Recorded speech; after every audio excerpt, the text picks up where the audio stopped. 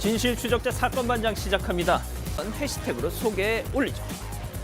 자, 이 현직 부장판사가 수천만 원대 명품 골프채를 받았다가 이 감봉 3개월 징계를 받았습니다. 징계 수위 너무 낮은 거 아닌가 했더니 알고 보니 중국산 짝퉁이었습니다. 자,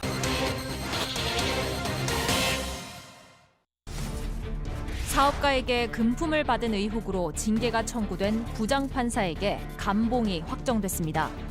카페 업주 지난 4월 이 JTBC에서 단독 보도했던 뉴스가 있었는데 그 후속 내용을 이어가겠습니다. 이 현직 부장판사가 사업가로부터 이 수천만 원짜리 골프채와 이 과일 상자를 받았다는 의혹을 저희가 다뤘었는데, 자, 이 논란이 커지자 대법원 윤리감사실에서는 즉시 이 진상 조사에 착수를 했습니다. 이 당시 사건 속 제보자 목소리 먼저 듣고 가시죠.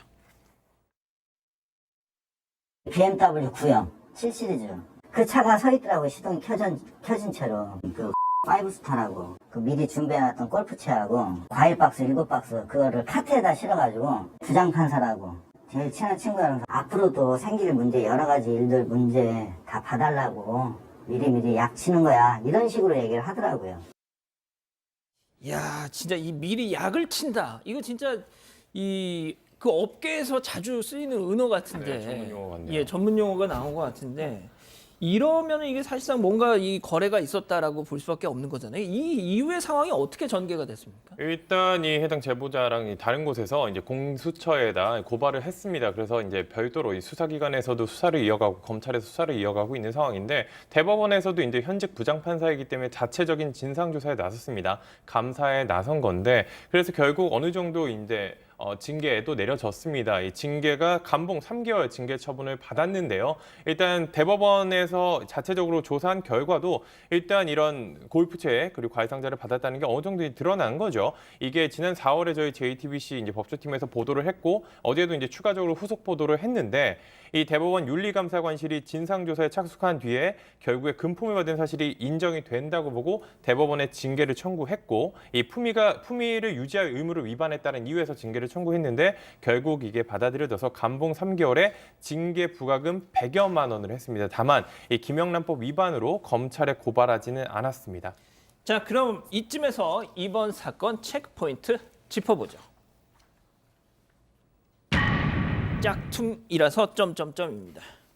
자, 이 골프채 이걸 받았다, 이 부장판사가 받은 골프채가 일본 장인이 뭐 진짜 한 땀 한 땀 이렇게 만들었다고, 정말 골프 치시는 분들 사이에서는 명품 골프채라고 불리는 그거라면서요. 그거인 줄 알았는데 예. 그거를 본따 만든 짝퉁이었다라는 겁니다. 그러니까 무슨 얘기냐면 윤리감사원실에서 조사를 하니까 이 사업가가 자기가 줬다는 그 골프채를 들고 나왔어요. 들고 나와서 이거 가짜입니다라고 얘기를 한 겁니다. 그리고 받았다는 부장판사도 같은 내용으로 말을 했습니다.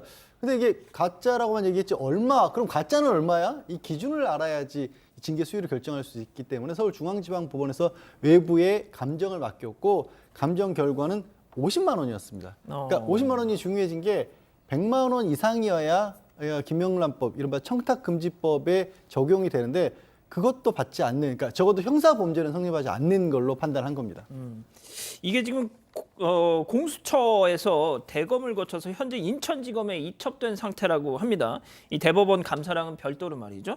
자, 그런데 일각에서는 이 검찰 수사가 본격화되기 전에 법원에서 이거를 약간 좀 서둘러서 뭘 좀 한 게 아니냐, 뭐 이런 지적도 있더라고요. 뭐 왠지 서두른 느낌이 확 나는 게, 사실 뭐 핸드백도 사실 가짜 구별하기가 어렵거든요. 예, 예. 근데 이제 골프채를 지금 이제 가짜라는 일종의 이제 뭐 명분이죠.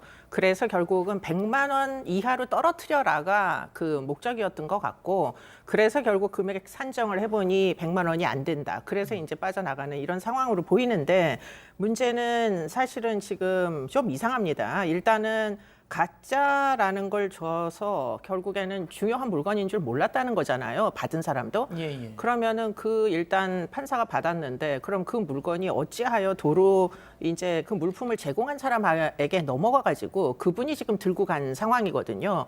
그러다 보니까 그 과정이 좀 석연치 않다. 일단 받았다가 다시 돌려주는 이런 와중인데 50만 원 정도 되는 가짜라면 굳이 그거를 돌려줄 필요가 있었을까 이런 생각이 들고요. 그러면 결국 판사가 가짜 물건을 갖고 가서 이거 50만 원짜리밖에 안 되니까 하고 얘기를 해야 되는데 그러면 가짜 골프채를 갖고 간 사람이 지금 업체가 아니라 판사님이 가지고 가셔야 되는 거 아니었나요? 그래서 좀 이게 약간 이상하다 이런 생각은 들고요. 또 한 가지는 그러다 보니까 판사가 받은 물품하고 지금 결국은 감찰 결과 나온 물품이 동일 물건인지도 지금은 확인할 길이 없습니다. 그러니까요. 손 변호사님, 이게 진짜 약간 상식적으로 진짜 앞서 뭐 약을 쳤다는 의미에서 이 골프채를 넘겼다고 치면은 자, 그런데 이걸 짝퉁을 넘겼어요. 근데 쳐보면 알 거 아닙니까? 이 뭐 비거리며 뭐 이 맞는 이 힘이며 이거 아니 그러면 오히려 약을 치려다가 더 당할 수도 있는 거 아니에요? 업자 입장에서. 그 진짜 그걸 모르고 이걸 저는 솔직히 이게 잘 이해가 안 가거든요. 저는 진품이 아닐 거다라는 생각도 들고 말이죠. 애초에 이렇게 가품을 본인도 사업가도 속았다면 모르겠는데 그렇죠. 만약 사업가가 알고 있었음에도 이게 가품을 선물했다라고 상상하기가 참 쉽지 않죠. 맞습니다. 애초에 누군가에게 잘 보이기 위해서 선물을 주고 미리 뭔가를 베풀어 놓는다는 개념이었다면 아마도 굉장히 좋은 거를 선물했어야 마땅할 텐데 결과는 그렇지 않다고 하니 약간 의아하긴 합니다.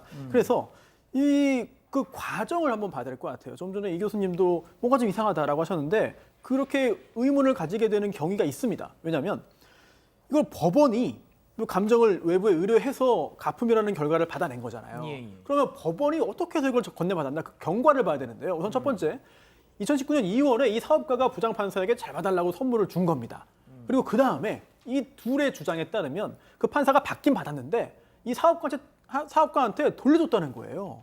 그래서 사업가가 가지고 있다가 이게 문제가 되고 뭐 확인하겠다, 뭐 감사하겠다, 감정하겠다라고 하니 사업가가 직접 법원에 가져다 줬다는 겁니다. 그리고 감정했더니 가품 결과가 나온 거거든요. 그렇다면 이렇게 정말 이 가품이 3번 오간 다음에 실제로 감정을 해서 확인이 된 건지 아니면 애초에는 진품인데 고가의 진품인데 중간에 야 이거 큰일 났다. 이거 지금 법원이 알아차렸으니까 그러니까요. 빠져나갈 방법 뭐가 있겠느냐라고 궁리해가지고 그럼 이걸로 가품이라고 하고 일단 좀 피해를 최소화해보자 바꿔치기를. 라고 한 것인지 이 부분에 대한 확인이 사실 외부에서는 쉽지 않은 거죠. 그렇죠.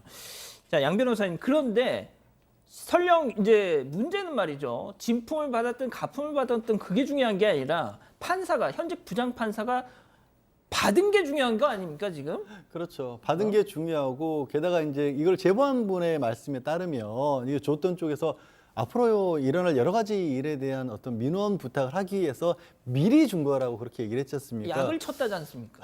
그러니까 참 범죄 영화에나 나올 법한 그런 그러니까요. 얘기가 그렇게 오갔다라는 건데 그게 사실이라고 한다라면 더 한 번 또 고개가 갸웃거려지는 게 아니 그러면 뭔가 당장 발생하지도 않을 일에 대해서 미리 그러면 골프채를 선물하는데 그런 가운데 가짜를 줬다? 그랬다가 가짜가 들통나면 미리 줬던 것 때문에 큰 화를 입게 되는 게 아니냐. 되치기를 당하죠. 그러니까 이게 좀 상황이 좀 의아하긴 해요. 손 변호사님 예. 자세히 설명을 하긴 했지만. 예.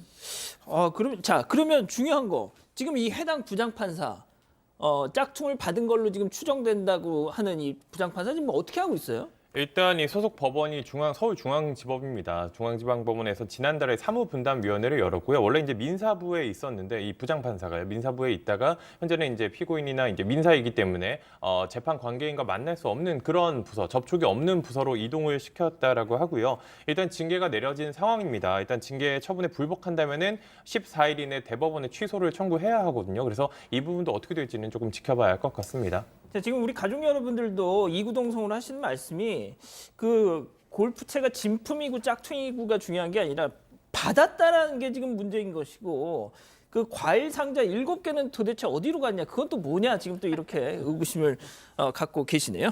알겠습니다. 첫 번째 사건 이렇게 정리하고요. 두 번째 사건 체크포인트 짚어보죠.